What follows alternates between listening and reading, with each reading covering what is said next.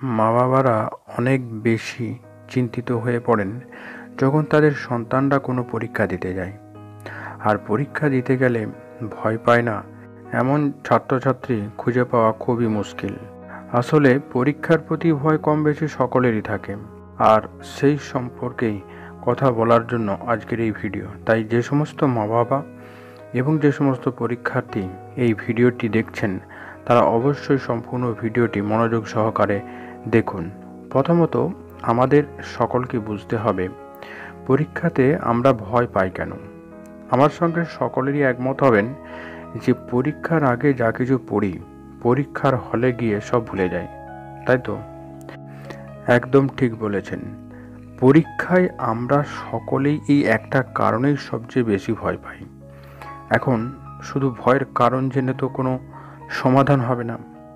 আমাদের জানতে হবে যে এর জন্য কি করা উচিত এবং কোন বিষয়গুলোকে সচেতনভাবে খেয়াল রাখতে হবে। যে কোনো বিষয়ের বই বা খাতার পাতা পড়ার পর পরীক্ষার হলে গিয়ে তা মনে করা এবং মনে করে সম্পূর্ণভাবে সেখানে লিখে আসা পর্যন্ত যে প্রক্রিয়া, সেই প্রক্রিয়াটা একটা নির্দিষ্ট পদ্ধতির মাধ্যমে এগিয়ে যায়। এখন বোঝার সুবিধার জন্য আমি বিষয়টিকে এইভাবে ব্যাখ্যা করছি, আপনারা বিষয়টা মনোযোগ সহকারে শুনুন। প্রথমে থাকে কন্টেন্ট, অর্থাৎ যে বিষয়টা পড়া হচ্ছে। তারপর আসে লার্নিং মেথড, অর্থাৎ শেখার ধরন বা প্রকৃতি। এখানে প্রত্যেকের শেখার ধরন আলাদা আলাদা রকমের হয়ে থাকে। এর পরের ধাপে আসছে মেমোরাইজেশন, অর্থাৎ যে বিষয়টা পড়া হলো সেটা মাথার মধ্যে ধরে রাখার বা মনে রাখা। তার পরের বিষয়টা হলো স্টেট অফ মাইন্ড, অর্থাৎ যে সময় কোনো পরীক্ষার্থী বাড়িতে বসে পড়ছে তখন তার মনের অবস্থা, অর্থাৎ চাপমুক্ত মন ইত্যাদি। এরপর আসে সেই প্রধান কাজটা, অর্থাৎ রিকল করা, অর্থাৎ যে বিষয়টা পড়া হয়েছে সেটা পুনরায় মনে করার পালা। হয়তো আপনারা খেয়াল করেছেন এই পর্যন্ত আপনাদের সামনে 5টি স্টেপের কথা বলেছি। এই 5টি স্টেপের প্রতিটি স্টেপ গুরুত্বপূর্ণভাবে আপনাদেরকে মেনে চলতে হবে।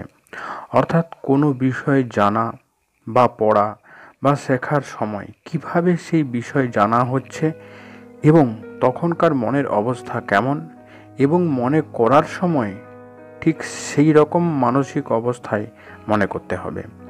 তাহলে অবশ্যই সেই বিষয় মনে পড়বে। বিষয়টা একটা উদাহরণ দিয়ে যদি বোঝায় তাহলে বুঝতে সুবিধা হবে। ধরুন কোনো একটা বই টেবিলের উপরে রাখা হলো। যখন বইটা রাখা হলো তখন ঘরের মধ্যে আলো ছিল। যে ব্যক্তি বইটা টেবিলের উপরে রেখে ঘর থেকে বেরিয়ে গেল, ঘর থেকে বেরিয়ে আসার পর সেই ব্যক্তিটি ভাবল বইটির কথা, এবং বইটি নিতে যখন সে ঘরে ঢুকলো তখন ঘরের মধ্যে কোনো আলো ছিল না, ঘরটা সম্পূর্ণ অন্ধকার ছিল। ফলে সে বইটা কোথায় আছে খুঁজে পেল না এবং অনেক চেষ্টা করে বইটিকে ঘরের মধ্যে খুঁজে পেল।